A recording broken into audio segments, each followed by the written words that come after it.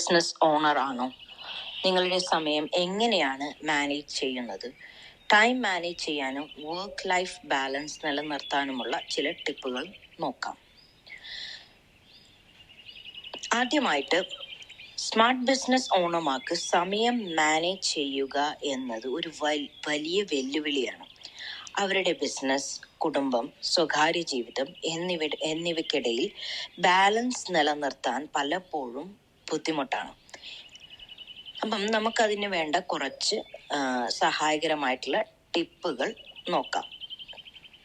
ആദ്യമായിട്ട് വേണ്ടത് പ്രാധാന്യമുള്ള കാര്യങ്ങൾ ആദ്യം ചെയ്യുക. അതായത് പ്രയോറിറ്റൈസ് യുവർ ടാസ്ക് എന്നുള്ള ഒരു കാര്യമാണ് ആദ്യത്തെ ടിപ്പ്.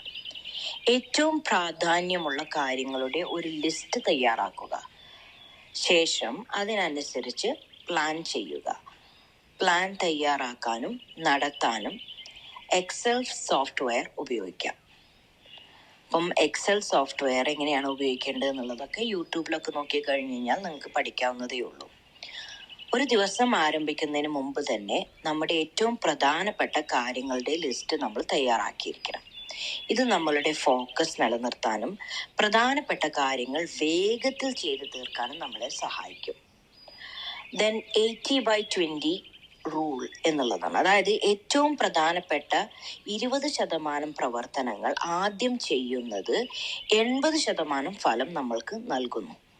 അതുകൊണ്ട് തന്നെ ആദ്യം ഏറ്റവും പ്രധാനപ്പെട്ട 20% ടാസ്കുകൾ പൂർത്തിയാക്കാൻ നമ്മൾ ശ്രമിക്കണം. ഉദാഹരണം, ഒരു ബിസിനസ് ഓണർ ആണെങ്കിൽ ക്ലയൻസുമായുള്ള മീറ്റിങ്ങുകൾ അല്ലെങ്കിൽ ഫിനാൻഷ്യൽ പ്ലാനിങ് എന്നിവ പോലുള്ള കാര്യങ്ങൾ ആദ്യം ചെയ്തു വെക്കുക. അപ്പം നമ്മുടെ പ്രയോറിറ്റൈസ് ചെയ്യുക, നമ്മുടെ പ്രധാനപ്പെട്ട ടാസ്കുകൾ നമ്മൾ ആദ്യം ചെയ്യുക എന്നുള്ളതാണ് ആദ്യത്തെ ടിപ്പ്. ഓക്കെ, ഇനി second tip is time blocking. ഓരോ ടാസ്കിനും ഒരു നിശ്ചിത സമയം നീക്കി വെക്കണം നമ്മൾ. ഇത് നമ്മളെ സമയത്ത് ടാസ്കുകൾ ചെയ്ത് തീർക്കാനും അതുപോലെ തന്നെ ഫോക്കസ് ചെയ്യാനും സഹായിക്കും. അതുപോലെ ഓരോ ടാസ്കിനും ഇടയിൽ ചെറിയ ബ്രേക്കുകളും എടുക്കുക. കണ്ടിന്യൂസ് ആയിട്ട് കാര്യങ്ങൾ ചെയ്യാണ്ടിരിക്കുക. ഇത് നമ്മുടെ ഊർജം നിലനിർത്താൻ സഹായിക്കുമെന്നുള്ളതാണ്. ഫോർ എക്സാമ്പിൾ, 9 to 10 AM 9 മണി മുതൽ 10 മണി വരെ മോർണിംഗിൽ നമുക്ക് വേണമെങ്കിൽ ഫോർ എക്സാമ്പിൾ ഇമെയിൽ ചെക്ക് ചെയ്യാനുള്ളൊരു സമയം, അല്ലെങ്കിൽ നമ്മൾ വാട്സപ്പ് മെസ്സേജസിന് ആൻസർ കൊടുക്കുക, അങ്ങനത്തെ കുറച്ച് കാര്യങ്ങൾ, അല്ലെങ്കിൽ നമ്മൾ എന്തെങ്കിലും ഷോർട്ട് നോട്ട്സ് എഴുതി വെക്കാനോ അങ്ങനെ നമ്മൾ അതിനായിട്ട് മാറ്റി വെക്കുക. ദെൻ 10 to 11, അതായത് 10 മണി തൊട്ട് 11 മണി വരെ ക്ലയൻസുമായിട്ടുള്ള മീറ്റിങ്ങോ, ബിസിനസ് ഓണേഴ്സ് ആണെങ്കിൽ depending upon your business nature actually എന്താണോ നിങ്ങൾക്ക് ആ ഒരു സമയം കൊണ്ട് ചെയ്യുക. അപ്പം നമുക്ക് ഏകദേശം ഒരു 1 hour 2 hours വർക്ക് കഴിഞ്ഞിട്ടുണ്ടാവും അല്ലേ. ദെൻ 11 to 11:15 11 മണി മുതൽ 11:15 വരെ ഒരു ബ്രേക്ക് എടുക്കുക. ആ സമയത്ത് കുറച്ച് നട്ട്സോ ഹെൽത്തി ആയിട്ട് ഈറ്റ് ചെയ്യാൻ, ചെറുതായിട്ടൊരു വാമിങ് അപ്പ് പോലെ ചെറുതായിട്ടൊന്ന് നടക്കുക. കണ്ടിന്യൂസ് ആയിട്ട് ഇരിക്കാണ്ട്, ഒരേ സ്ഥലത്ത് തന്നെ ഇരിക്കാണ്ട് കുറച്ചൊന്ന് നടക്കുക, കൈയും കാലൊക്കെ ഒന്ന് ആക്ടിവേറ്റ് ചെയ്യുക. നല്ല ഹെൽത്തി ആയിട്ടുള്ള എന്തെങ്കിലും സ്നാക്കിങ് കാര്യങ്ങളൊക്കെ ചെയ്യാം. അങ്ങനത്തെ കുറച്ച്, അതുപോലെ തന്നെ സൺഷൈൻ, ഇപ്പോൾ ഓഫീസിൻ്റെ അല്ലെങ്കിൽ ഒക്കെ വർക്ക് ഫ്രം ഹോം ഒക്കെ ആണെങ്കിൽ കുറച്ച് വെയിലൊക്കെ കിട്ടുന്ന രീതിയിൽ അതിനെ നമുക്ക് യൂട്ടിലൈസ് ചെയ്യാം. Okay, completely cut off from the social medias and screen time. അപ്പോൾ ഇതൊക്കെ ചെയ്ത് നമുക്ക് ബ്രേക്ക് നല്ല ഒരു ഹെൽത്തി ആക്കി മാറ്റാൻ പറ്റും. കാരണം നിങ്ങൾക്കിപ്പോൾ അറിയാലോ, നമ്മൾ continuous sitting is equal to smoking എന്നുള്ളതാണ് പുതിയ പഠനങ്ങൾ പറയുന്നത്. അപ്പം be mindful of that actually. Okay, then third tip is നമ്മളെ ടീമിനെ ഉപയോഗിക്കുക എന്നുള്ളത്. അതായത് നമ്മൾ ഒരിക്കലും ഒരു 1 man ഷോ പോലെ ആവരുത്. പരമാവധി നമ്മളൊരു നല്ല ടീം, നമ്മളുടെ മിഷനും വിഷനുമായിട്ടൊക്കെ എല്ലാ തരത്തിലും അണ്ടർസ്റ്റാൻഡ് ചെയ്യാനും അപ്ഗ്രേഡ് ചെയ്യാനും പറ്റുന്ന 1-2 കുറച്ച് പേരെ, അത് നിങ്ങളുടെ വർക്ക് അറ്റ്മോസ്ഫിയറിനനുസരിച്ച് ടീം മെമ്പേഴ്സിനെ നമ്മൾ ആഡ് ചെയ്യുകയും അവരെ ഉപയോഗിക്കുകയും ചെയ്യുക എന്നുള്ളത് വളരെ ഇമ്പോർട്ടൻ്റ് ആണ്. അതായത് പല കാര്യങ്ങളും ചെയ്യാൻ നമ്മുടെ ടീമിനെ നമ്മൾ തീർച്ചയായിട്ടും ഉപയോഗിക്കണം. Everything should be done by me എന്നുള്ളൊരു ആറ്റിറ്റ്യൂഡിൽ ഇരിക്കരുത്. വൺ മാൻ ഷോ പോലെ നിന്ന് കഴിഞ്ഞാൽ നിങ്ങൾക്ക് എന്തെങ്കിലും ഒരു പ്രയാസം വന്നു കഴിഞ്ഞ് കഴിഞ്ഞാൽ അത് അതുപോലെ സ്റ്റക്ക് ആവുകയും ചെയ്യും. സോ ബിസിനസ് ഉടമകൾ നമ്മൾ മനസ്സിലാക്കേണ്ട ഒരു കാര്യം എന്ന് പറഞ്ഞു കഴിഞ്ഞാൽ എല്ലാ കാര്യങ്ങളും സ്വയം ചെയ്യാൻ പാടില്ല അല്ലെങ്കിൽ ചെയ്യാൻ കഴിയില്ല എന്നുള്ളൊരു ബോധ്യത്തിലോട്ട് തന്നെ എത്തണം എന്നുള്ളതാണ്. അപ്പൊ ടീമിലെ മറ്റുള്ളവർക്ക് പല ടാസ്കുകൾ ഏൽപ്പിക്കാം. അവരെയും പിന്നെ ഒരു ലേണിംഗ് പ്രോസസ്സിൽ ഉൾപ്പെടുത്തി ജോലി ഭാരം കുറയ്ക്കാനും സ്കിൽഡായ എംപ്ലോയീസിനെ വളർത്തിയെടുക്കുകയും ചെയ്യാം. Depending upon your business business nature actually. Then outsourcing എന്നുള്ള ഒരു കാര്യങ്ങൾ നമ്മൾ പ്രത്യേകം ശ്രദ്ധിക്കണം. അതായത് ഔട്ട്സോഴ്സിങ് ചിലപ്പോൾ ഒരുപാട് ലോഡ് ജോലികൾ വരുമ്പോൾ ഒക്കെ ടീമിനെ മാനേജ് ചെയ്യാനൊക്കെ ബുദ്ധിമുട്ടുണ്ടാകും അല്ലേ. അപ്പം ഈ സാഹചര്യങ്ങൾ ടാസ്കുകൾ ഔട്ട്സോഴ്സ് ചെയ്യുക. അപ്പം ഔട്ട്സോഴ്സിങ് എന്താണെന്ന് മനസ്സിലാക്കണം. അപ്പം നമ്മൾക്ക് ഒറ്റയ്ക്ക് എല്ലാ കാര്യം ചെയ്യാൻ പറ്റില്ല. അപ്പം നമ്മൾ എന്ത് ചെയ്യുക, മറ്റുള്ളവർക്ക് ഡിവൈഡ് ചെയ്ത് കൊടുക്കുക. അതിൻ്റെ ഒരു മേൽനോട്ടം വഹിക്കുക. For example accounting, marketing, flyer creation, then advertisements, അങ്ങനത്തെ എന്തൊക്കെയാണ് depending upon your job nature. Then next വളരെ ഇമ്പോർട്ടൻ്റ് ആയിട്ടുള്ള ഒരു കാര്യമാണ്, നമ്മൾ എല്ലാവരും ടെക്നോളജിക്കൽ എറയിലാണ് താമസിക്കുന്നത് അല്ലേ, നമ്മൾ ജീവിക്കുന്നത്. സോ ടെക്നോളജിയിൽ കൂടുതൽ അറിവുള്ള ടീം മെമ്പേഴ്സിനെ നമ്മൾ ബിൽഡ് ചെയ്യണം. അതുപോലെ തന്നെ ഫോർത്ത് ടിപ്പ് എന്ന് പറഞ്ഞു കഴിഞ്ഞാൽ depending upon technological intelligence, use technology എന്നുള്ളതാണ്. അതായത് പ്രൊഡക്ടിവിറ്റി ടൂളുകളായ പിന്നെ ഒരുപാട് ടൂൾസ് ഉണ്ട് അല്ലേ, AI ഉപയോഗിച്ചിട്ടുള്ളത്. അപ്പം അതൊക്കെ ഉപയോഗിച്ച് ടാസ്കുകൾ മാനേജ് ചെയ്യാൻ ശ്രമിക്കുക എന്നുള്ളതാണ്. അത് AI ആർട്ടിഫിഷ്യൽ ഇൻ്റലിജൻസ് ഉപയോഗിച്ച് പല കടുപ്പമുള്ള ജോലികളും എളുപ്പത്തിൽ പൂർത്തിയാക്കാൻ ഇന്ന് നമ്മൾക്ക് സാധിക്കും. അപ്പം അത്തരം അഡ്വാൻസ് ടെക്നോളജികളിൽ നമ്മൾ കമ്പനി ആയാലും നമ്മുടെ പ്ലാറ്റ്ഫോംസ് ആയാലും അപ്ഡേറ്റ് ആവുകയും അവ ആവശ്യത്തിനനുസരിച്ച് ഉപയോഗിച്ച് ടൈം മാനേജ് ചെയ്യുകയും ചെയ്തുകൊണ്ടിരിക്കുക എന്നുള്ളതാണ്. അത് നമ്മുടെ പ്രൊഡക്ടിവിറ്റി വർദ്ധിപ്പിക്കും എന്നുള്ളതാണ്. പിന്നെ ഓട്ടോമേഷൻ എന്നുള്ള ഒരു കാര്യമുണ്ട്. അതായത് ആവർത്തിച്ചുള്ള ടാസ്കുകൾ ഓട്ടോമേറ്റ് ചെയ്യുക എന്നുള്ളതാണ് നമ്മൾക്ക് വേറൊന്ന് പറയാനുള്ളത്. അതായത് ഉദാഹരണത്തിന് social media posting, email marketing എന്നിവയൊക്കെ നമുക്ക് ഓട്ടോമേഷൻ മോഡിലോട്ട് കാര്യങ്ങൾ ചെയ്യാൻ പറ്റും. ഓക്കെ.